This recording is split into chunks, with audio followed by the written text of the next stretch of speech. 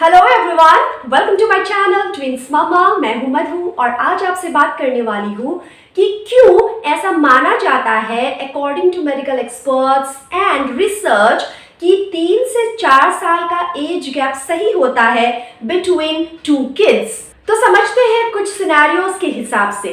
अगर पहला बच्चा एक महिला कंसीव करती है बहुत जल्दी ही, before the first child reaches 18 months, मतलब पहले बच्चे के 18 महीने कंप्लीट होने से पहले ही अगर एक महिला कंसीव कर लेती है, ऐसे केसेस में क्या होता है, प्रेगनेंसी के दौरान उस महिला को प्रेगनेंसी रिलेटेड जो भी कॉम्प्लिकेशंस है, फॉर एग्जांपल प्री इक्लैम्शिया, इसके होने का रिस्क काफी ज्यादा होता है।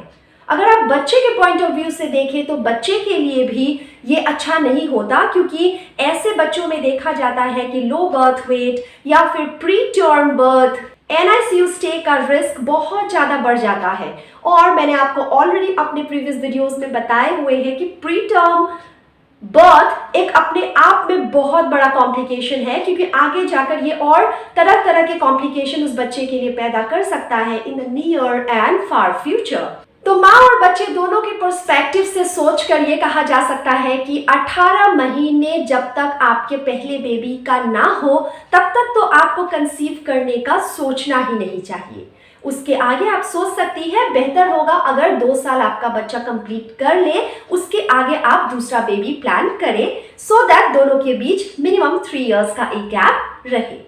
इसके अलावा एक और पहलू भी है। मैं एक ट्विन मॉम हूँ और मैंने उन सारे हार्डशिप्स को देखा है जो 2 बच्चों को साथ में बड़े करने में लगता है। तो अगर आपके दोनों बच्चों के बीच का गैप काफ़ी कम हो तो आपके लिए वो सारी असुविधाएं ज़रूर होंगी जो एक ट्विन मॉम को होती है। Believe me, it is very tough. आपके स्लीपलेस नाइट्स कभी खत्म नहीं होते, आपका काम कभी खत्म नहीं होता, you feel you are going through some crisis. और अगर आपकी पार्टनर अंडरस्टैंडिंग ना हो फिर तो आपको अपने मैरिटल जो भी डिस्कॉर्ड्स है उसके बढ़ने के चांसेस भी काफ़ी बढ़ जाते हैं, क्योंकि आपके पास क्वालिटी टाइम स्पेंड करने के लिए बिल्कुल भी कोई टाइम नहीं होता, because 2 kids will always hold on to your attention. वही अब दूसरा सिनेरियो लेते हैं जहां आपके बच्चों का एज गैप 3 to 4 ईयर्स के बीच में है, जिसे आइडियल एज गैप माना जाता है। मैंने अपने पिछले वीडियो में भी इस बारे में आपसे बात की थी, अगर आपने ना देखा हो तो उस वीडियो को आप एक बार देख। सो अगर आपके बच्चों का एज गैप ऑलमोस्ट 3 इयर्स का है तो एडवांटेजेस ये है कि आप अपने बच्चों का इन्फेंसी, टॉडलरहुड, प्री स्कूलिंग वाला जो टाइम है या चाइल्डहुड है, दोनों बच्चों का इंडिविजुअली अलग अलग लेवल पे आप एंजॉय कर पाएंगी। बच्चे को 1-to-1 टाइम दे पाएंगी, क्योंकि बड़ा बच्चा थोड़ा सा तो समझदार जरूर हो जाएगा।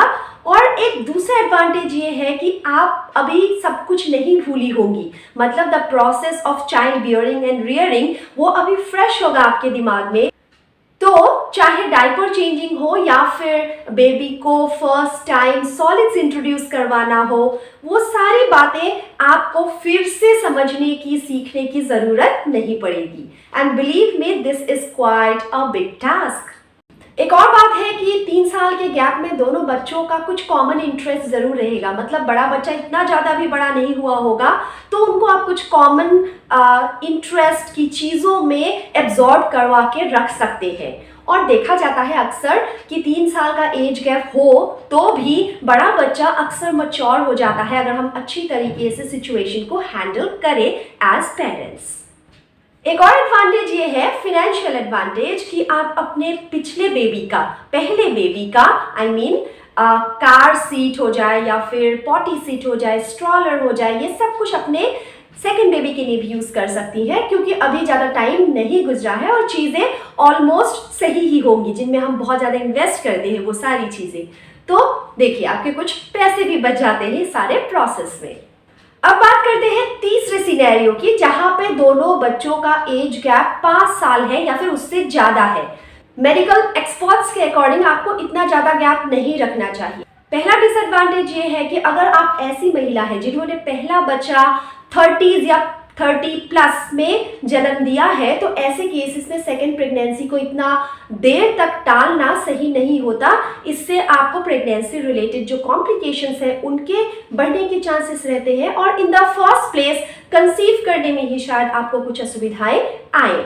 और अगर मान लेते हैं आपने 20s में ही पहला बच्चा पैदा कर दिया हो और अभी आप लेट 20s या इनिशियल 30s में हैं और 5 साल बाद अभी बच्चा प्लान करना चाह रही है, ऑब्वियसली आप कर सकती है, सब कुछ सही ही रहेगा। लेकिन उसके आगे जब चाइल्ड रियरिंग का टाइम आएगा, मतलब पेरेंटिंग का टाइम आएगा, आपको सब कुछ फिर से नए से याद करना होगा, चाहे वो डायपरिंग हो, ब्रेस्ट फीडिंग हो, सब कुछ।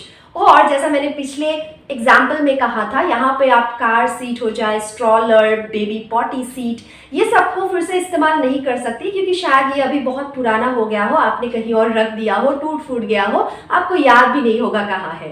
तो this way it becomes more expensive and physically भी अगर एज आपकी ज़्यादा हो गई हो तो it becomes very tiring.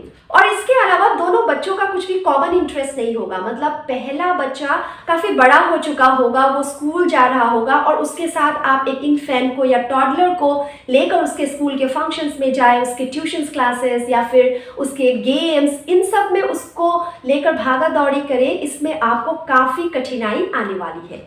Yes, अगर आपके पास केयर टेकर है तो ये असुविधा आपको कम होगी, बट मैं जनरली कह रही हूँ। और रिसर्च में ये भी पाया गया है कि जितना एज गैप ज़्यादा होता है उतना सिबलिंग राइवलरी होने का चांस भी काफ़ी ज़्यादा होता है। हालांकि ये एक ऐसा एस्पेक्ट है जिसके लिए आप बच्चे को तैयार भी कर सकती है और सब केसेस में ऐसा नहीं दिखता। समटाइम्स अगर एज गैप ज़्यादा हो तो पहला बच्चा काफ़ी ज़्यादा कंफर्ट फैक्टर भी प्रोवाइड करता है फॉर द फर्स्ट बेबी। तो ये थे सारे पहलू जिसके ऊपर बेस करके 3 to 4 years को आइडियल एज गैप माना जाता है for planning the next baby. लेकिन सारे पेरेंट्स के लिए ये जो पूरा प्रोसेस होता है ऑफ कैलकुलेटिंग कि कितना एज गैप होना चाहिए, नहीं होना चाहिए, कब हम एक और बेबी अपने लाइफ में फिट इन कर सकते हैं, ये अलग होता है। So depending on all those pros and cons आप इस decision, but from a medical point of view and from a point of view कि दोनों बच्चे के बीच का जो ये तालमेल है वो सही बनेगा, 3 to 4 years को आइडियल एज गैप माना जाता है। उम्मीद करती हूँ आपको मेरा पर्सपेक्टिव समझ आ गया है, तो इसी के ऊपर बेस करके आप ये डिसाइड कर सकते हैं कि आपको अपना बेबी, सेकेंड बेबी कब प्लान करना है। अगले वीडियो में मैं बात करने वाली हूँ ऐसे ही एक और पहलू के बारे में जो रिलेटेड है to the gap between 2 kids। Thank you so much for watching the channel, see you soon.